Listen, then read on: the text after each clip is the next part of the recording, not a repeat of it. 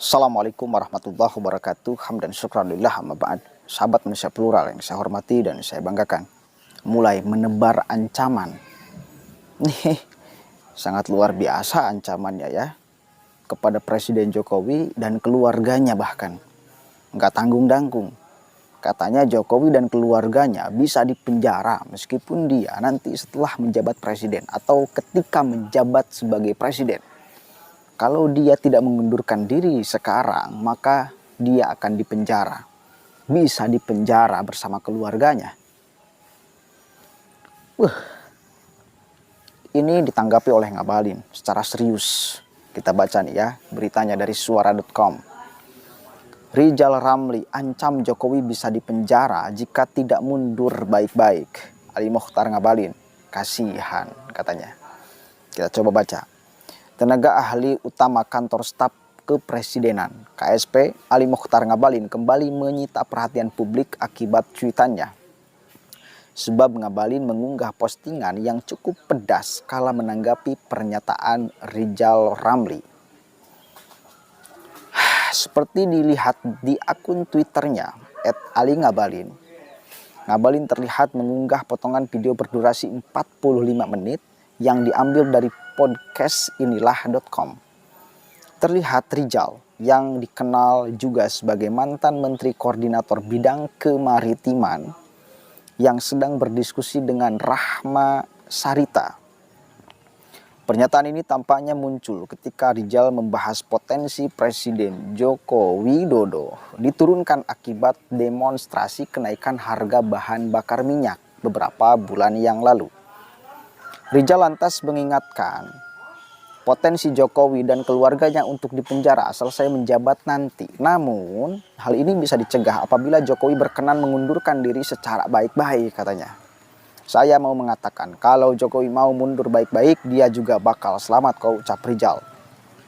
Figur yang juga dikenal karena berseteru dengan mantan wakil presiden Yusuf kala itu lantas membandingkan kondisi politik Indonesia dengan Korea Selatan. Kalau nggak baik-baik, mohon maaf, kita bisa terjadi di Korea.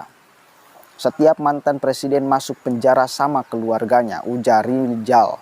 Melanjutkan, Rizal juga membandingkan pula dengan nasib dua presiden Indonesia yang memutuskan mundur dari jabatannya. Misalnya, presiden kedua Soeharto dan presiden keempat Abdurrahman Wahid alias Gus Dur. Menurut Rizal, dua tokoh tersebut beserta keluarganya tidak akan disentuh apabila dipenjara karena berkenan mundur dari jabatannya secara baik-baik. Bukan hanya itu, Rizal juga menyoroti latar belakang Jokowi yang tidak punya pelindung. Hal ini berbeda dengan Presiden kelima Megawati Soekarno Putri yang dikenal sebagai tokoh sentral di PDI Perjuangan. Soeharto, nggak ada yang berani menjarain Soeharto. Gus Dur, apa ada yang berani menjarain Gus Dur? NU marah-marah kan? Mega, ada yang berani? Nggak ada. Jokowi siapa? Tutu Rizal. Secara sekilas, Rizal tampaknya juga menyindir Luhut Binsar Panjaitan yang kerap dijulukinya Harmoko Jilid 2. Hal ini merujuk pada sosok Harmoko yang menurut Rizal selalu mendorong Soeharto untuk terus menjabat kendati terjadi gejolak di mana-mana. Kemudian Ngabalin mengomentari cuplikan video itu dengan kasihan akibat dicopot sampai sekarang belum sembuh total, kehabisan obat. Sep, Jokowi orang biasa, tweet Ngabalin. Itu kan maunya Luhut yang mau jadi Harmoko Jilid 2. jadi kayaknya kalau mau melihat tadi itu malah bukannya. Saya mau mengatakan kalau Jokowi mundur baik-baik, dia juga bakal selamat tuh. Kalau nggak baik-baik, mohon maaf, kita bisa terjadi di Korea, setiap mantan presiden masuk penjara sama keluarganya. Ya, Soeharto nggak ada yang berani menjarain Soeharto. Ya, Gus Dur apa ada yang berani menjarain Gus Dur? Ya, NU bakal marah kan? Mega ada yang berani? Nggak ada. Jokowi siapa?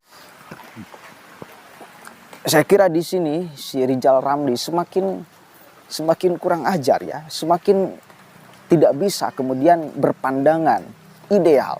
Kelihatan bahwa setiap apa yang dia ucapkan itu penuh dengan kebencian, penuh dengan iri dengki. Kita tahu sama-sama kemarin bagaimana kritikan dia, bukan kritikan lagi, nyinyiran dia kepada acara resepsi pernikahan Kaisang dan Erina Gudono ya. Susah memang kalau di dalam hati dan otaknya sudah dipenuhi kegelapan. Matanya dipandangkan, disorotkan selalu kepada keburukan. Nggak pernah kebaikan. Bahkan persoalan keluarga, persoalan yang pasti baik, pasti benar, acara nikahan, itu kemudian dinyinyiri, bayangkan oleh si Rizal Ramli ini.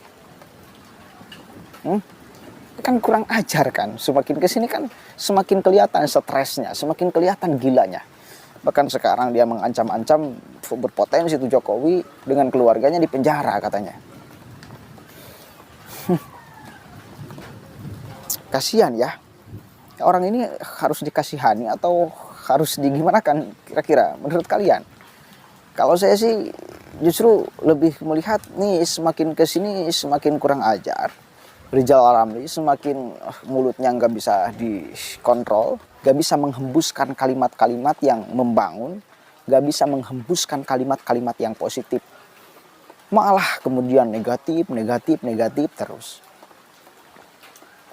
Apa ya yang diinginkan oleh Rizal Ramli? Udah tua loh. Harusnya lebih meragap diri saya kira.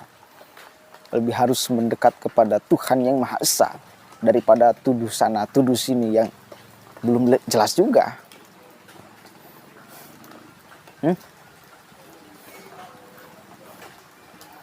Perlu diperiksa nggak kejiwaannya kira-kira si Rizal Ramli? Dengan sampai detik ini seperti itu terus. Kehabisan obat kalau kata Ngabalin. Kata lain daripada sudah stres. Susah melihat orang lain senang itu tandanya potensi stresnya tinggi daripada potensi sehatnya tuh. Susah melihat orang lain senang, susah melihat orang lain bahagia, sakit melihat orang lain senang. Itu orang itu udah sakit mentalnya, udah sakit jiwanya tuh. itu ciri-ciri orang yang sudah sakit mentalnya, sudah sakit jiwanya. Kasihan, maka kita akan terus ingatkan sebelum ajal menjemput, mending tobat dulu Pak. Daripada terus menebarkan ocehan-ocehan yang gak jelas juga. Mending tobat Pak. Kasihan umur, kasihan keluarga, kasihan anak, kasihan istri. Malu nggak ya keluarganya? Malu nggak ya istrinya? Malu nggak ya anak-anaknya? Ketika Rizal terus aja nyinyir. Bahkan nyinyirnya sudah sangat keterlaluan satu kali lagi. Apalagi kemarin. Ini acara keluarga dinyinyiri loh. Acara keluarga yang positif pasti positif dinyinyiri loh. Kan Allahu Akbar, kok bisa ada orang separah itu sakitnya ya? Karena dipecat. Memang dipecat itu sakit. Tapi jangan tambah kesakitan Anda dengan terus nyinyir. Itu bukan malah menarik simpati publik. Malah publik itu akan tertawa dengan apa yang selalu Anda ucapkan. Statement-statement Anda itu membuat orang lain itu bukan simpati kepada Anda. Apalagi membenarkan apa yang Anda ucapkan. Bukan. Malah kasihan, malah orang itu izin. Kok ada ya yang seperti ini? Kasihan banget. Otaknya, hatinya, jiwanya rusak. Sakitnya tambah parah. Mudah-mudahan ada manfaatnya. Assalamualaikum warahmatullahi wabarakatuh.